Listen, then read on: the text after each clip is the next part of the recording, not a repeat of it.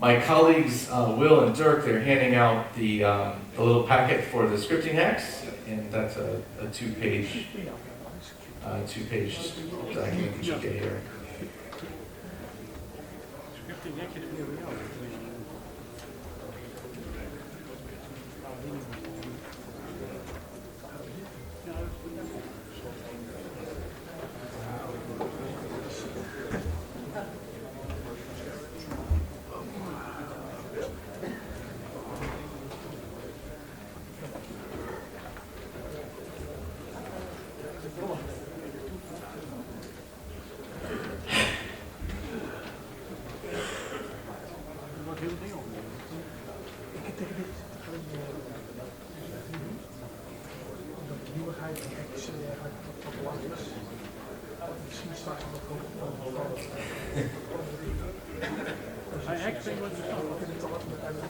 That ought to be enough for today.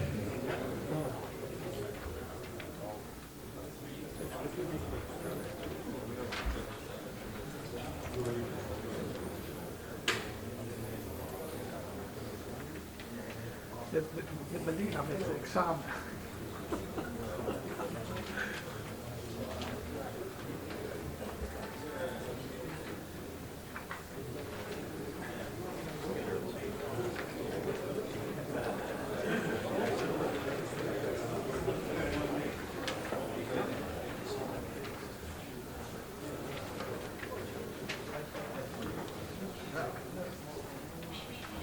All right. So let's jump right in and let's get to it. So in late December, we had the idea. Will deserves a lot of credit for this idea. Will said we should do a talk on best scripting hacks, and I said, well, what are the best scripting hacks? And we decided that we should send out a survey. So we sent out an email to every Finale 3 user, and we solicited feedback. And so a lot of what I'm going to show today is based on the survey was more broadly the topics that we should have at PTC. Excuse me, not the specific scripting hacks. And the survey responses were that the largest interest was in a talk on best scripting hacks. So we wanted to make sure to include that talk. There's a lot of interest in a lot of topics, but we wanted to make sure to include this topic specifically, and wanted to show some of the things you can do. And some of this you might know, and some of this, hopefully, even for those who are very experienced with scripting, you'll see something that's a little different or new that you've never seen before, and also incorporating some changes we've made recently and improvements we've made with new features. So we're going to talk about a variety of things, actually starting with the answer to the question the gentleman here asked. So we're talking about shoot site orientation, positions, camera presets, and then a lot of things related to sequencing and scripting more broadly. So let's get to it. So I've got a new blank show here. I'm going to start from scratch. And what I'd like to do is I'd like to use that Montreal shoot site. So I'm going to go back and I'm going to add a ground image for Laurent again. And let's go ahead and drag origin man over here to the middle of the lake. And for simplicity, just mostly in the interest of time, I'm going to work only with the 2D map for this demo. So I'm just going to leave the 2D map, and I'll go ahead and click OK. So this is it here. Okay, so the very first scripting hack.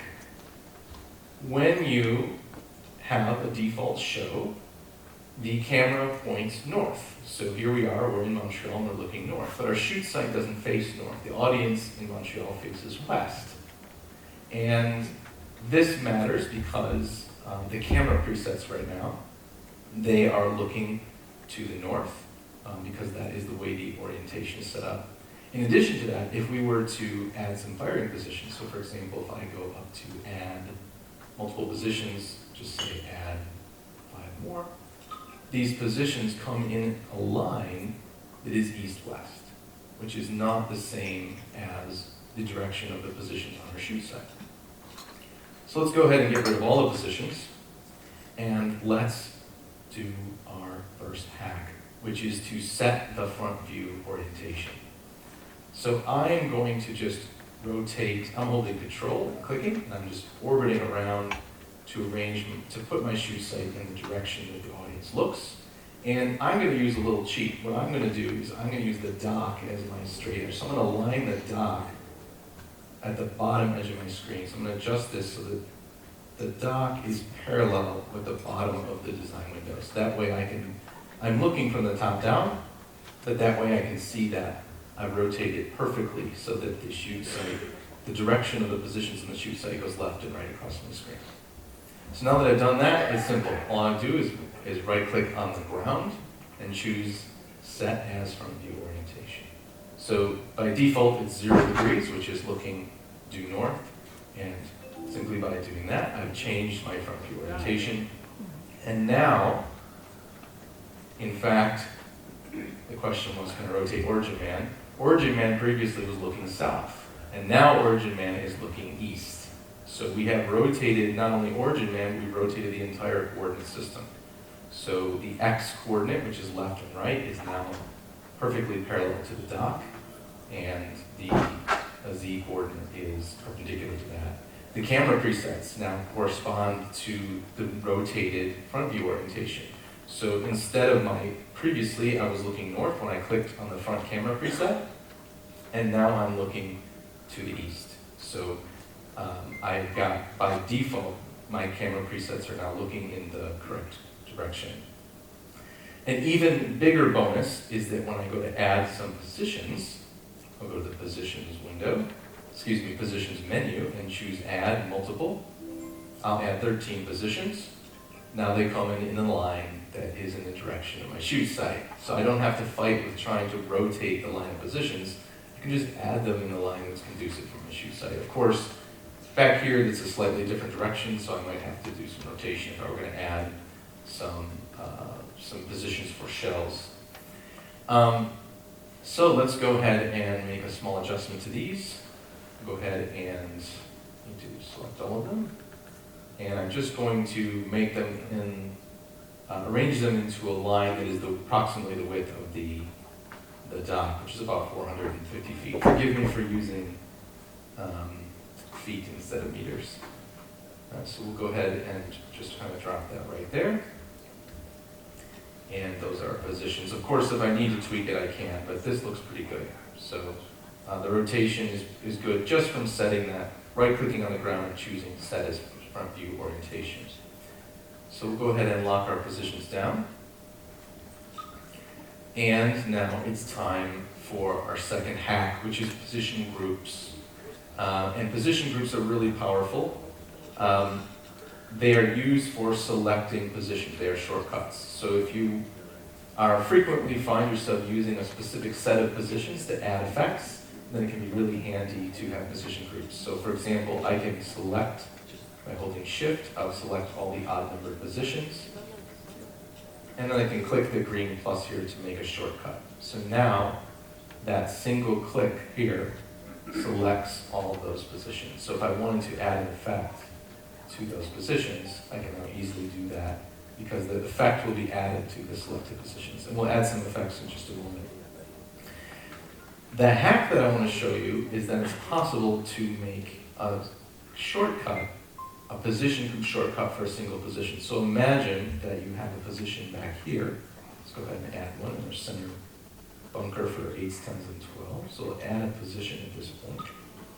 And now, suppose that you're scripting this show, and you need to be able to select that position. And it's off in the distance there and hard to click on. If you're able to click on it, and you click the green plus, you don't get a position shortcut. But there's a hack for this. You can go from the window menu into the positions window, and you can see when we created our last position group shortcut, what we ended up with are these tags here. So I can rename this so it makes more sense. Let's call this odd. So odd representing the odd position numbers, 1, 3, 5, 7, 9, etc. So just by having the @ symbol and then some text, that creates a position tag. So I can make one manually even though the plus sign didn't do it. So I can just say something like big shells. And now I have a position group shortcut that allows me to select just that position. So if I'm in this view and I want to select that one position off in the distance, I can do that. So that's a hack that you can use to create a position shortcut with a single position. Of course, just as easily as you can set position group shortcuts up here, you can set them up in the positions window as well. The next thing I want to show is a feature that we added relatively recently, which is the 2D lock. So for our next hack, let's just go ahead and click 2D lock. And what this does is it locks the view. You can zoom in and out, you can move left and right, but you can't orbit around, so you can't navigate in 360 degrees. But it does something really cool. It brings the position names down to the front so that they're easy to access and click on. So now, as opposed to having to click on things off in the distance, I can click on the position names down below. If I want to change my viewpoint, I just click unlock and then click lock again, and it brings those position names back down in front. So that's a good hack. If you have a complex, it doesn't always work, like if you have 1,000 positions and they can get clustered up down at the bottom, but it is a good trick to get your position names down front. So with that, let's make it more interesting. Let's do some scripting. So what I want to do is I'm going to go ahead and I'm going to make a position group shortcut for all the positions here. So I selected them. I'm going to click the green plus, and there we go. Let's add an effect. So convert it now, find some single shots, and let's drop in. So just by clicking on that icon, I get one effect per. So this is just all firing at the same time. Looks like that, right? So what I want to do is start with a sequence. In the interest of time, in the interest of showing this as like a hack as opposed to step-by-step for everything, I'm going to use a lot of keyboard shortcuts. So the handout that you have goes through this. If it's difficult to keep up with in real time, that's okay. Remember, the handout you have has step-by-step all the shortcuts that I'm going to use today, and you can revisit that anytime that you like in the future. So the first thing that I'm going to do is make a bouncing sequence. So I need to make a simple sequence, I select these effects, I hit S for sequence, and I specify an interval. We'll stick with 1/10 of a second. Left to right is fine, click go, and now we have our sequence. Great, probably everybody knows that. But now what I'd like to do is make a bouncing sequence. So I'm going to add the same effect again at these positions. So I have right now 13 effects. I'm going to do it again, now I have 26. I can do it again, now I have 39. I can do it again, and now I have 52, all at the same time at the moment, as you can see. I'm going to hit S again, all right? And then I'm going to leave my interval the same, and I'm going to go ahead and stick with left to right, that's fine, but I'm going to say for the groups of effects option, I'm going to choose produce multiple cycles bouncing. It says it will create 4 cycles. I'm going to click enter to accept. And for now, I'm just going to click no. We'll come back to that in a second. So now you have a sequence that looks like this. There's something not quite ideal about it, depending on the way you like to do this, and that is here on the end, when we fire from left to right, we are then immediately firing another comet from the same position on the end. So there are 2 comets being fired 1/10 of a second apart there. And so that, you might consider that to be unnecessary. You might want to just skip that position and go back to 12. So watch this. There's your next scripting hack. I just did Control Z, that's undo. Hit S again, and let's do it again. Multiple cycles bouncing, but this time it says remove, it said this before and I clicked no. This time it says remove the extra events on the turnarounds, and I'm going to click yes. And now there is only one event at each time that the chase goes from one way to the other. So the finale's automatically removed the extra comments at the ends. So that is sequence number one. That's our bouncing sequence. Let's move on. Let's create something else. So let's go ahead and remove these, and we'll go ahead and select all the positions again. And we'll add one effect to each again. This time I'm going to hit F for fan, and I can enter a total fan angle or an angle interval. I'll enter 7 degrees. So it's going to be 7 degrees for each increment between each event or each shot. Instead of doing a normal fan to get something where it's fanned out like this, I'm going to do inward fan so all the shots are pointing in toward each other. And we'll go ahead and click enter. So we get something like this, right? Great. Probably nothing too magical about that, but this is where it gets interesting. So now let's create what I would call a bookended sequence. So we want the comets to shoot all to one side or all to the other side. And so now we start with the inward fan, and this is where we employ the UI in the design view to drag the trajectory. So I can just click on the donut there and drag this up like this, and now I have the sequence where it shoots up to the left, like that. What I'd like to do next is do the exact same thing the other way. So a good hack for that is to select these events and hold Control, and then click and drag, and that duplicates these events. So now I have the same thing twice, and I put it in an open area on the timeline to the right so that I can easily access that and click and drag the other way. Now, as you start to build more and more of these, you'll get into a situation where the timeline becomes a little cluttered. So the next hack that I like to use is grouping. So you can select any number of events on the timeline, hit G, and they're visually collapsed. They're not one queue, nothing has changed from the perspective of the firing system script. It's just to keep your timeline organized. You can easily ungroup any time by pressing Shift-G. So just by tapping G, we create a group of those. We can tap G and create a group of this other one. And now, if we want these, for example, to fire at the same time, we can go ahead and overlap them. So now we have the bookended sequence, both left and right, just like that.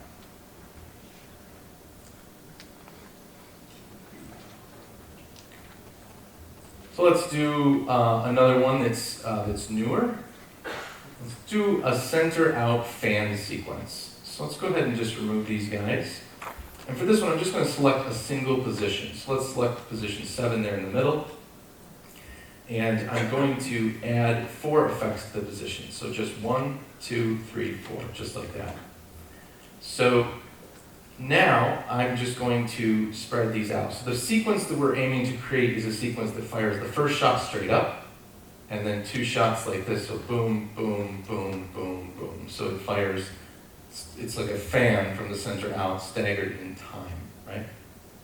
So we could do that manually. We could, there is a manual way to do that, but I want to show you the quickest, easiest way to achieve that using the scripting tools and sort of clever ways to do it.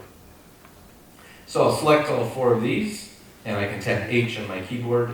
And H is a little bit like S for sequence, except H is simpler. If you just want to spread out some events, it's a very basic way to spread out events on the timeline. So I'll just choose 0.2 as my interval, and I'll spread these out evenly. There is another way to do this, which is a newer way to do it, and call this on one of another hack, which is to click. I just did undo there to put these all back at the same time. And now I'm going to mouse over there's a little bracket or a little end cap there, and when I put my mouse over to get this vertical line, that's brand new.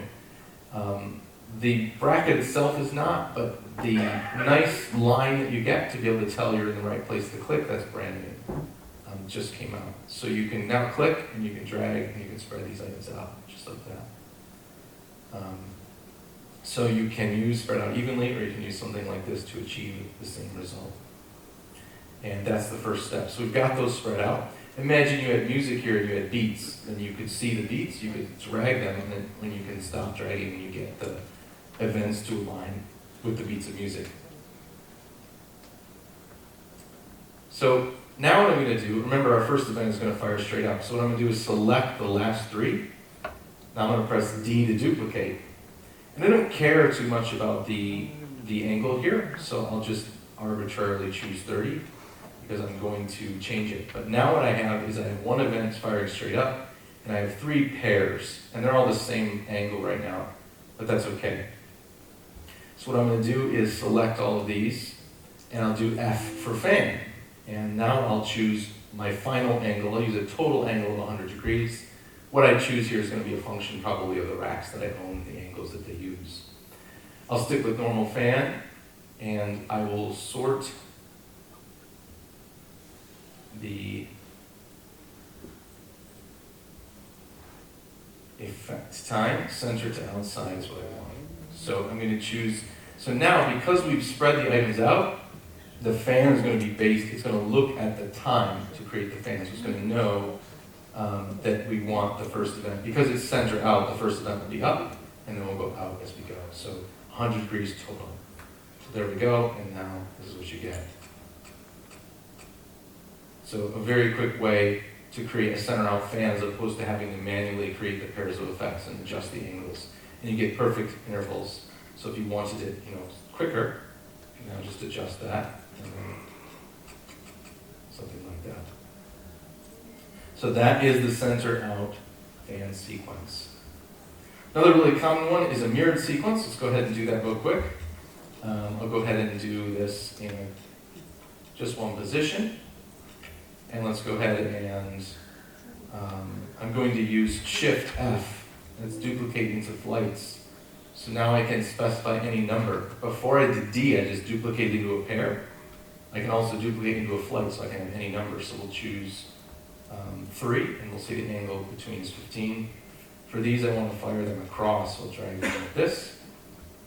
And earlier in the talk, I held Control and I dragged on the timeline, and that duplicated events and kept them at the same position. Now I'm going to hold Control and drag them in the design view, and that's going to duplicate them onto another position altogether. So I've duplicated them and moved them to another position. And now I can set them the other way by dragging, or I can just press K to mirror the angles. So now I've created a sequence where they're mirrored. So that would be something you might want to do. See that pretty commonly with like candles. It's a really interesting pattern to use for candles. So that's the mirrored sequence. For the last one, we're going to create a random sequence, and this one is really cool. This was actually inspired by a response we got to a request for scripting hack ideas, and I think this is really great. It demonstrates a bunch of the features really well, all at the same time. So let's go ahead and we're going to need some more positions. We're going to go ahead and add 72 positions. Boom, there they are. We're going to use these to create a random sequence that simulates a water cake or a nautical cake. So we've got our 72 positions in there, and let's go ahead and select all those positions. So Shift, drag and click, select all 72 positions. I'm going to go ahead and put a single effect in each position, and there they are. So I've got firing up all at the same time. Now what we'll do is we'll spread them out just a little bit so they're staggered. Something like this. But you can see they're firing in a very organized pattern. And that's not what we're looking for. So this is where the random comes in. So now what we'll do is we'll select all the events and we'll do Shift M. And that randomizes the order in which they're fired. So sort of like shuffles them. So now you can see they're firing from all over randomly, right? And to simulate a 36-shot water cake, what I'll do is I'll select the last 36 effects, and we'll just go ahead and delete them. So I've got 72 items in, I'll just delete the last 36. And now I've sort of randomly kept the first 36, and I get something that looks like this. Come down to the crowd's perspective here. And there you go. So it still has a very regular firing cadence though, like the spacing between each shot is perfect. So for our very last scripting hack, what I'll do is I will add time variance. This is a little bit longer keyboard shortcut. It's not used necessarily as often, but it's right here, add time variance, which is Control-9, Control-E. So if I select this, now I can, what this will do is this will kind of bump around the firing time of each cue to give it some randomness. So since the spacing is very close, I don't want to enter a very large value because the shots are already very close together. I'll just enter 1/10 of a second, a small variance. And now you can see that if you look at the individual shots, they're no longer perfectly spaced. You get something that looks a lot more random. Much like what the shots of a water cake look like when they're coming off. This is also really handy for a set of effects fired from just from a row of positions. Say, for example, you wanted to simulate, let me move to an open area that's highlighted here. Say you wanted to simulate with single shots what a set of plates or candles might look like. So you could do that by doing a sequence. And then we can randomize these. And we can create something that looks a lot more like what a row of plates firing would look like. And then of course you can also do some time variance and get something that looks a little bit even more realistic. And you can randomize any number of times to create a look until you get the exact look you like. So I'm just hitting the keyboard shortcut for randomize over and over and to create that random sequence. So that's it. That's the talk on scripting hacks. I hope even those who have a lot of experience picked up something new. And we'll take a little break now. It's 10 after 11, and we'll reconvene at, I think it's 11:30 for a presentation by Brian. Thank you very much.